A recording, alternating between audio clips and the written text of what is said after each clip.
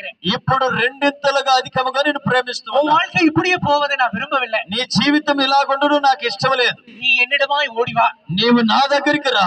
உன் இருதயத்தை கடினப்படுத்தாதே. నీ హృదయమును కఠినపరచుకోవద్దు. மரணத்தையும் ஜீவனையும் உன் முன்னால வைக்கிறேன். మరణమును జీవమును నీ ఎదుట ఉంచుతున్నా. நீ எதை தேர்ந்தெடுத்துக் கொள்ள போற? నీవు దేనిని తెలుసుకుంటావు? பிசாசு உன் ஆத்மாவை திருடி போக வேண்டும் என்று காத்து கொண்டிருக்கிறான். సాతానుడు నీ ఆత్మను దొంగిలించాలని వేచి ఉన్నాడు. நரகத்துக்கு கொண்டு போக வேண்டும் என்று காத்திருக்கிறான். నరకాన్ని తీసుకెళ్లాలని వేచి ఉన్నాడు. ஆனால் நீயோ எனக்காக சாட்சி கொடுக்க வேண்டும் என்று நான் விரும்புகிறேன். అయితే నీవు నా కొరకు సాక్షిగా బ్రతకాలని నేను உன் இருதயத்தை எனக்கு தா என்றான். నీ హృదయమును నాకు ఇవ్వని అడిగాడు.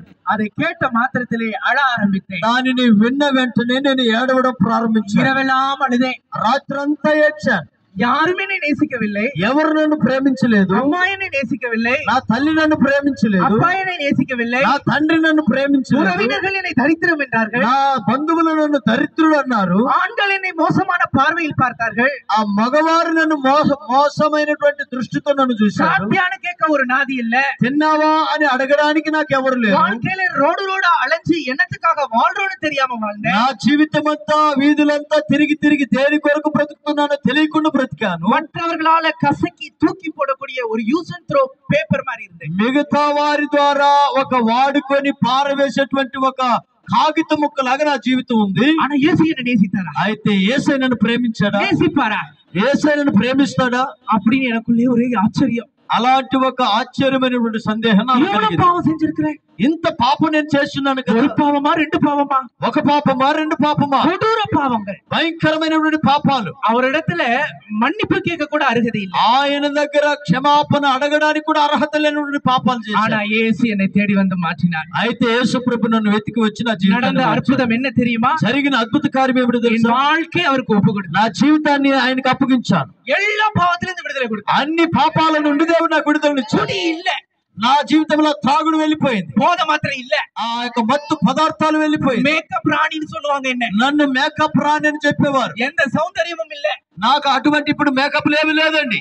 ఈ సిలువైలే యేసువుకి ఎంత సౌందర్యமும் இல்ல. ఆ సిలువలో యేసయ్యకి ఎలాగైతే ఏ రూపము లేకుండా ఉన్నాడు, యేసువుకి என் வாழ்க்கை அர்ப்பணிச்சேன். ఆ యేసయ్యకి నా జీవితాన్ని என் வாழ்க்கை இப்ப அழகா இருக்கு. నా జీవితం ఇప్పుడు చాలా అందంగా ఉంది. బ్యూటీயா இருக்கு. చాలా అందంగా ఉన్నాను. హల్లెలూయా హల్లెలూయా. రాజాతి.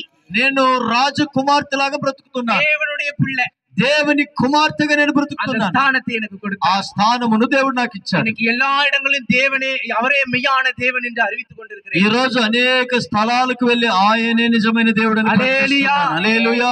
வசனம் சொல்லுகிறது, దేవుని వాక్యం చెప్పబడుతూ ఉంది, உளையான சேற்றில் இருந்தோம், ఆయన భయంకరమైనటువంటి ఆ బురద గుంటలో, ஆழமான குழியில் இருந்தோம், ఆ యొక్క లోతైనటువంటి గుంటలో నుండి நம்மளை தூக்கி எடுத்து మనల్ని లేవనెత్తి கண்மலையின் மேல் நிறுத்துகிறார். ఆయన పర్వతం మీద మనల్ని కూర్చుండబెట్టే దేవుడు. எல்லாரையும் அதே போலவே தூக்கி எடுக்கிறார். ప్రతి ఒక్కరిని అలాగే ఆయన లేవనెత్తున్నాడు. எவ்வளவு பாவம் சேரா இருந்தாலும் சரி, ఎంత పాపము చేసేవారుగా ఉన్నా కూడా தூக்கி நிறுத்த வல்லமை உள்ளவர். దేవుడు వారిని లేవనెత్తుటకు அவருடைய உயிர்த்தெழுந்த வல்லமை இன்றைக்கும் குறைந்து போகவில்லை. ఆయన పునరుత్థాన శక్తి ఇప్పటికీ కుదువు కాలేదండి. எல்லாரையும் மாற்றுவார். ఆయన అందరిని మార్చేదేవు. என் துக்கம் சந்தோஷமாய் மாறியது. నా దుఃఖము సంతోషంగా మారింది. எனக்குள்ள நிறைய துக்கம். నాలో అనేకమైనటువంటి దుఃఖకరమైనటువంటి కార్యాలు பாவத்திலிருந்து விடுவிக்க யாரும் இல்லையே. అయ్యో నీ పాపముల నుంచి నన్ను విడిపించేవారు ఎవరు లేరు. கடன் பிரச்சனையிலிருந்து விடுவிக்க யாரும் இல்லையே. అప్పుల బాధల నుండి నన్ను విడిపించేవారు ఎవరు లేరు. வியாதியிலிருந்து விடுவிக்க யாரும் இல்லையே. వ్యాధుల నుండి నన్ను విడిపించడానికి ఎవరు లేరు. எல்லாவற்றிலிருந்து கர்த்தர் விடுதலை கொடுத்தார். అన్ని పాపముల నుండి అన్ని పరిస్థితులు దేవుడు ஒரு சமயம்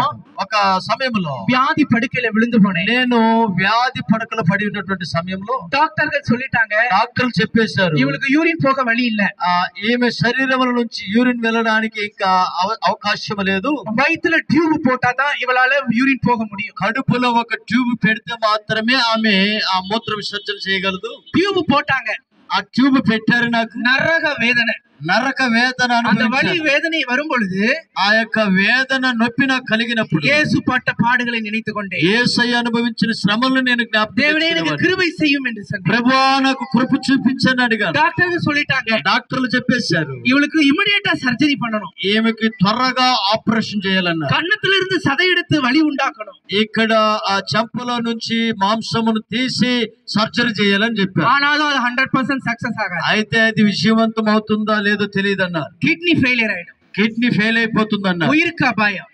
ప్రాణాపాయం అన్నారు. அப்படின்னு டாக்டர் சொல்லிட்டாங்க. అలాగని డాక్టర్లు చెప్పేశారు. ஆனா எல்லா டாக்டருக்கும் மேல பெரிய டாக்டர் இருக்கிறார். అయితే వైద్యులు అందరికంటే కూడా గొప్ప వైద్యుడు. డాక్టరాல முடியாத இயேசுவால முடியும். డాక్టర్ వల్ల కానిది యేసు వల్ల అవుతుంది. செத்து போன 4 நாள் கழிச்சு லாசருவை உயிரோடு எழுப்பினார். நாரி போன శరీరం. 4 రోజులకు ముందు చనిపోయిన కుళ్ళిపోయిన శరీరముగా ఉన్నటువంటి లాజరును కూడా తిరిగి లేపాడు ఆయన. நம்முடைய శరీరத்தை உயிர்ப்பிக்க அவருக்கு எவ்வளவு நேரம்? మన శరీరాన్ని మరలా బ్రతికించడానికి ఎంత సమయం పడుతుంది? హల్లెలూయా హల్లెలూయా. కన్నులు మూడి జెబితే, నేను కళ్ళు మూసి ప్రార్థించుకున్నాను. అழுது జెబితే, ఏడ్చి ప్రార్థించాను. எனக்கு వ్యాధిயிலிருந்து సుఖం కొడు ప్రభువా, ఈ రోగము నుంచి నాకు విడుదల ఇవ్వు. ఇల్లావిటాల్ ఎన్ జీవனை எடுத்து, లేదా నా ప్రాణాన్ని తీసుకో அப்படின்னு ஜெபித்தேன். అలాగని నేను ప్రార్థించాను. நடந்த అద్భుతం என்ன? జరిగిన అద్భుతం అద్భుత సుఖం కొడతాர்.